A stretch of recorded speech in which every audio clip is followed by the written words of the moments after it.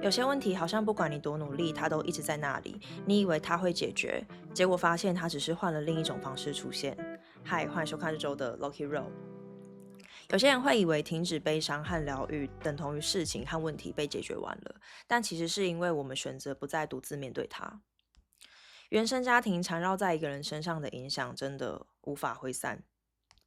我的生长背景来自重组家庭，我现在跟我的妈妈生活在一起。前阵子我亲爸爸那边的家人，就我的姑姑和我的奶奶，因为有一些事情，那因为我妈妈对那个领域了解，所以他们就蛮临时的就过来拜访这样。那因为我们整体大家的关系都是非常友好的，就是刚好也见个面这样子。啊，我的妹妹们就是我妈和我现在的爸爸，就我的继父，他们在生的小孩，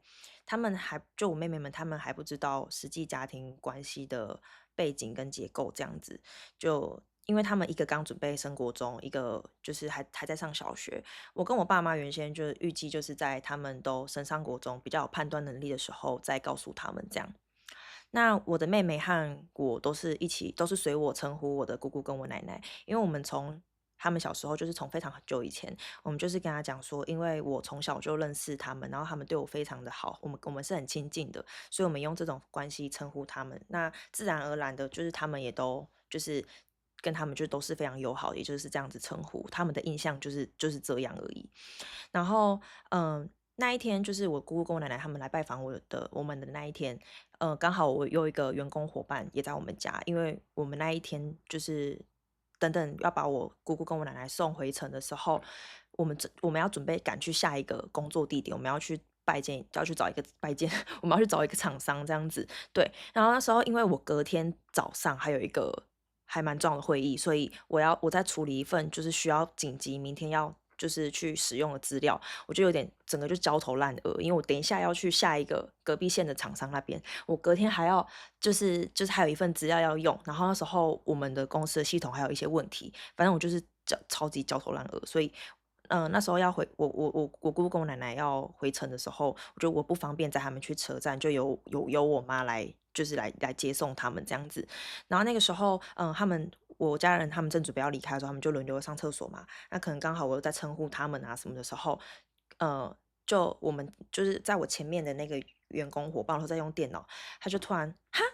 你刚刚叫他什么？哦，然后我这个员工伙伴呢，他知道我的家庭背景状况，但他从来没有就是看过我的姑姑跟我奶奶，所以他不知道说就是他们就是我的家人这样。然后他当时就说哈，他就是你奶奶。然后我当下不是超轰炸嘛，因为我一直在就是一下用 AI，然后一下要用资料，一下要搞系统，所以我整个就是非常的就是烦，然后我整个脑袋全部都是东西这样。然后我一听到他这样问我的时候，我就抬头，我就看着他，我就哈。不是，不是，他不是，我就这样。然后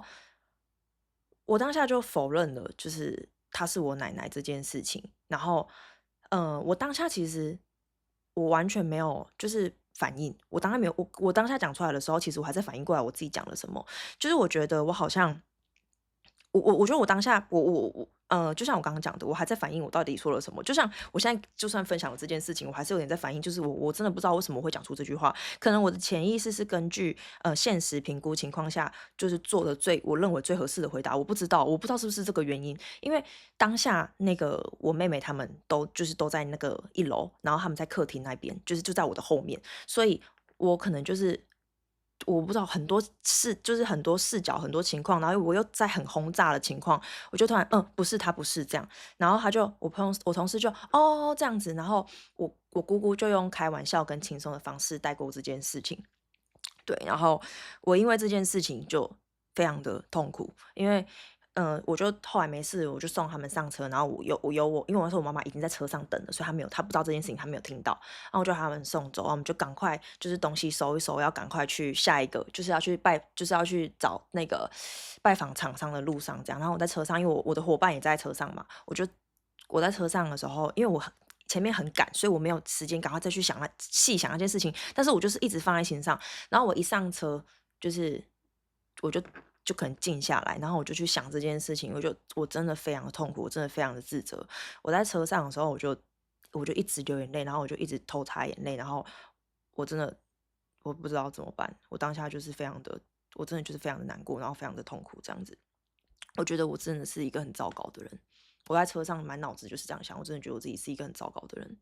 事后这件事情有妥善的处理，就是我有联系我2个姑姑，就是一起探讨这件事情。那我事后也听我姑姑说，据他们的了解，奶奶是没有听到这件事情的，因为可能距离，然后还有就是奶奶可能年纪了，所以耳朵没有接收到这件事情这样。然后我其中有就是当天在的那个姑姑我们那时候探讨这件事情的时候，她就有传简讯跟我道歉，就是她很抱歉让我承受这些，就是她还说就是尽可能是他们不要来这边，然后对我们造成影响比较好。然后另一个当天没有来的姑姑，有2个姑姑，然后另外一个没有来的姑姑，就是我有致电跟她讲这件事情，然后她在电话里面听我说的时候，她是一个很理智的人，那当然她也非常不能谅解我也可以理解，因为她觉得我伤害到奶奶，然后我还讲出这种话，然后他们2个之间都有一个共同点，就是他们都不希望我受苦跟我难过，因为他们都对我非常好，同时他们也都是养育我长大的人，从小我养育我的人。然后当那个姑姑，就是那个没有来的姑姑，他们这2个姑姑都同时说出说他们是不是他们不应该要来这里打扰我，再来影响我们的时候，我真的很痛心。我真的觉得非常的抱歉，因为这完全不是我的意思，这也不是我打电话跟他们讲这件事情的目的。就是我和他们说这件事情，根本就不是要去怪他们，然后或者是说想要改变他们什么，或是跟他们说他们做错了哪里，是因为我没有办法去跟我奶奶谈这件事情，我真的没有办法面对她。我觉得我已经自责到，就是因为我从一开始到这件事情的时候，我就是不希望她受伤，我不想要任何人受伤。就我也知道说我姑姑是为了不要让我那么有负担，但我不知道这些种种跟我做错这件事情的时候，真的我压力真的是非常的大。然后我就和我姑姑说，就是当他们跟我说出说，是他们不要再来影响我的时候，我就跟我姑姑说，如果你们是这样想的话，我请你们记得这件事情，跟你们说这件事情，就是不是我的本意。我为什么要跟你们讲这件事情的原因，就是因为我要跟你们说，就是我真的不想要伤害任何人。就是再给我一次机会的话，我还是有可能会说错，因为我当下真的不知道我为什么会这样子讲。然后我真的是就是很直觉性的，我只是希望不要有人难过跟有人受伤，这就是我只是想要平衡这之间，我真的已经很努力了。我就这样跟他讲，就是我在讲这句话的时候，我在电话里面跟他说这件事情的时候，真的我内心就只有想一件事情，就是我真的很努力了，我真的很抱歉这样。然后可能我真的很努力了这件事情，我是在表达说，在这3个家庭间平衡的我，真的已经很努力了。我前阵子就因为这件事情，我非常的痛苦，就是尤其是当晚，然后就是我只要想到这件事情，我就是很痛苦，就包含我现在在分享这件事情的时候，我当天就是发生那件事情，我就立刻和我妈说，就那一天我就跟我妈说，我没有我无法再承受这种罪恶感了，因为她是养育我长大的人，我却说她不是我奶奶。我无法再这样下去了，因为我不知道我不知道未来还有没有可能会这样子。然后我就很冷静的跟他诉说这件事情，但我的内心非常的痛苦，但我只能先去工作。当晚我回到我房间的时候，我好像就是有时间能好好面对这件事情，我觉得很难呼吸，好像有一个很沉重的东西就是压着我，就是很沉重。我妈就也表示理解这样，然后所以我们隔2天就是先跟我那个比较大的妹妹，升国中的那个妹妹说这件事情。她一开始非常的惊讶，但她很快就接受了，因为我爸爸就是我的继父，他的原生家庭也是重组家庭，他在他家庭背景也是这样子。然后我当下跟我妹妹讲这件事情的时候，我也有和她说，我为什么会在这个时机和她说这件事情，是因为我的奶奶这件事情。当时在说我在跟我妹妹说这件事情的时候，我就一直流眼泪。虽然已经过了2天，我就一直流眼泪。我觉得我那个开关好像被打开，我真的觉得我是一个很糟糕的人。这件事情我真的很不对的那个情绪，就是又一直涌上来。其实跳脱到第三视角，就是非常理智的那一面的话，这件事情我其实没有错，就也没有任何人有错。我没有想要伤害奶奶，我也没有，就是甚至他可能没听见。我的姑姑跟我的奶奶，我的姑姑跟我的妹妹，他们也表示理解，事情其实已经被好好的处理了，可是我依然觉得很痛苦。就为什么？我一直很努力的在平衡这些关系之间，努力不要让谁受伤，然后不要让谁难过，不要让谁为难。可是那一刻，事情因为我没有做好而产生的那种失衡，还有那种无力感，真的让我非常的难受。这件事情的发生，就好像把我硬生生拽回去，那个从以前就站在3个家庭中间的那个不希望大家难过的我。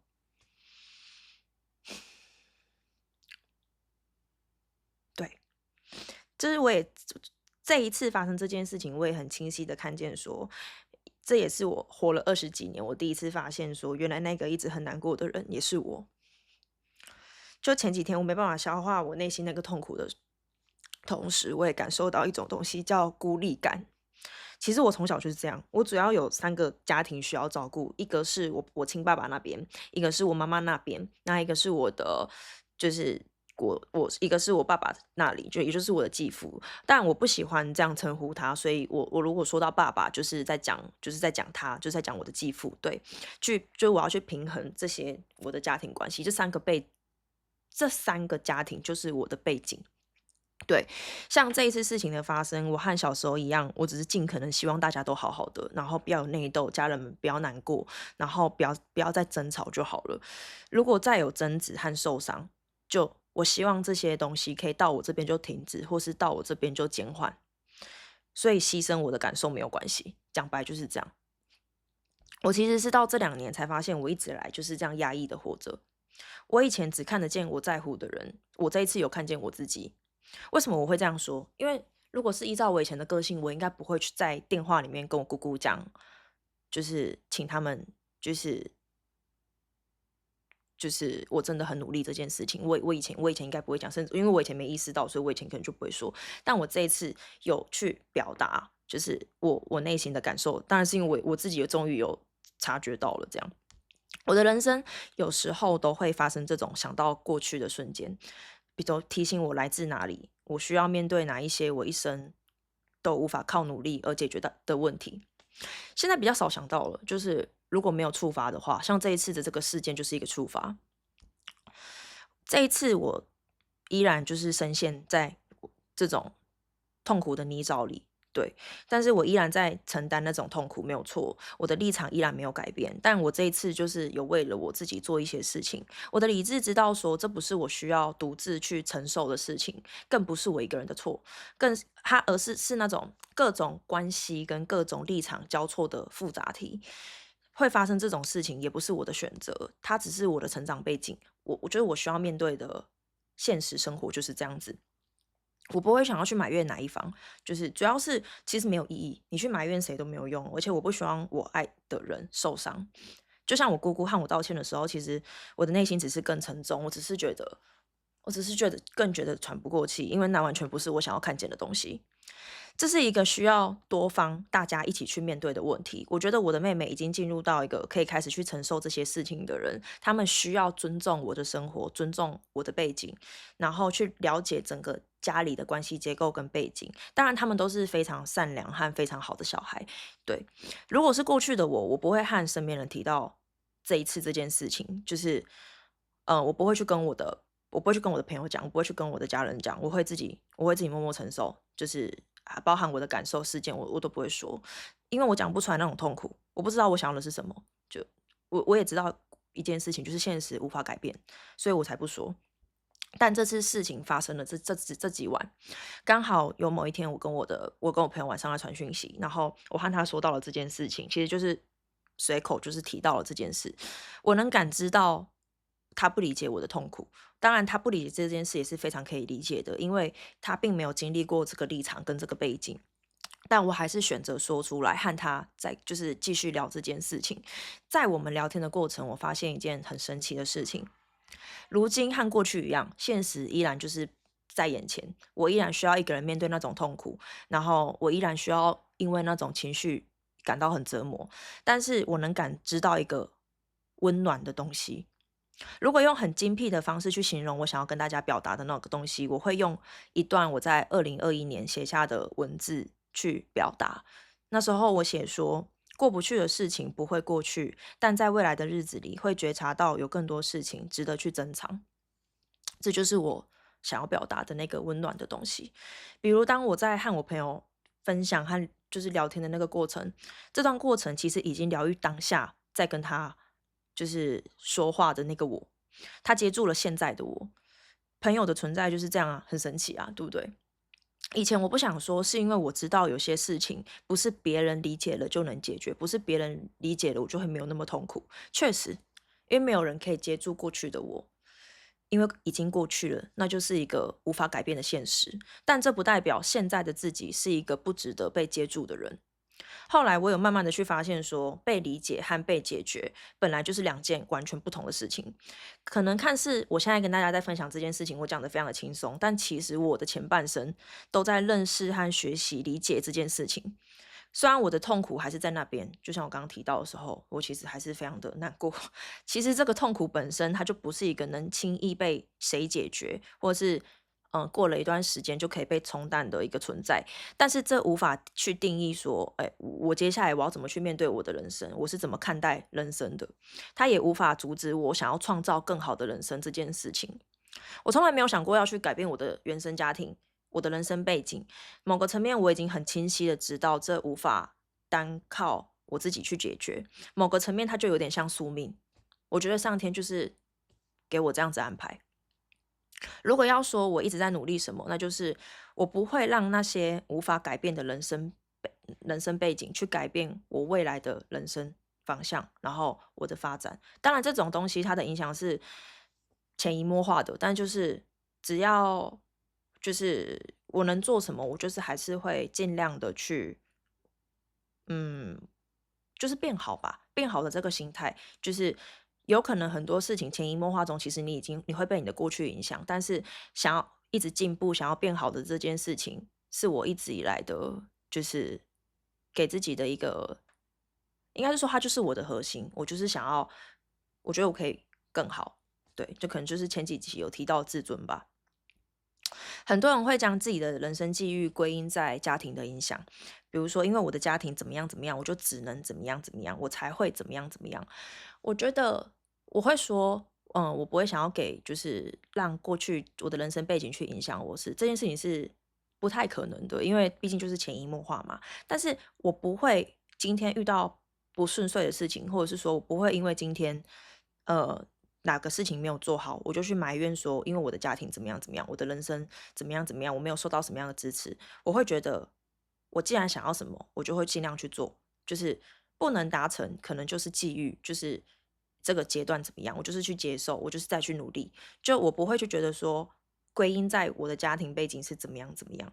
我确实无法摆脱原生家庭的阴影和铁链，对，我会这样形容它。就像我刚刚就是那么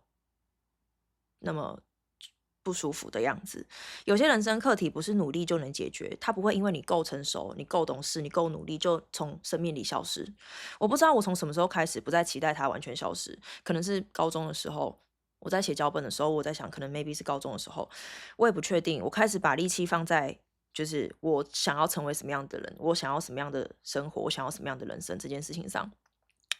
其实总结来说，我觉得这一集更像是我的私人日记，应该说我的每一集都像是啦，只是说这一集更让我有这种深刻的感觉，因为可能是我很内在的东西吧。因为我有很多事情，其实连朋友都没有说，身边的人也可能都是透过频道第一次听到我讲某一些事情，还有我的感受。我并不觉得说只要就是这种事情要亲近的人才可以听，然后才值得听。有些看似亲近的人，他们也不一定想要知道这件事情，他们也不一定听得懂。我相信比起那些所谓亲近的人，正在收听的你，有些人还更适合听到我分享的这些内容。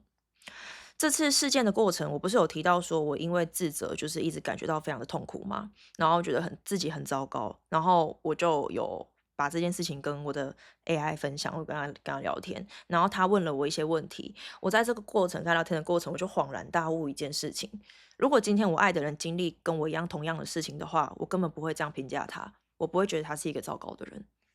这种自我慈悲突然就无限的放大，就让我看到另外一个视角、另外一个层面的我跟事件的样貌。如果要去形容我现在的状态和过去的差异的话，有一段挺优美的文字可以去叙述。他说：他说有些伤口还在，但如今的我已经不只剩下伤口了。有些问题也许一辈子都不会消失，但我想疗愈从来不是有一天终于不痛了，而是在那些依然会痛的日子里，我们身边开始出现愿意陪伴我们的人，然后慢慢的发现，原来自己也是一个值得被照顾的人，值得放进被照顾的人里面。对，就是这样。这就是我这一周想要跟大家分享的，就是内容跟就是一些主题，就是对这样。然后希望这一集陪你们度过一些小时光，然后疗愈一些你的小小碎片。对，如果你喜欢这一集内容的话，欢迎你分享给你的身边人。然后谢谢你的收听，非常就是谢谢你们陪伴，就是我刚刚跟你们分享的一个对我而言很真实的时光。然后对，谢谢你花时间听。对，那希望未来一周你们都好，然后身体健康，不要生病。那我们就下周见喽，拜拜。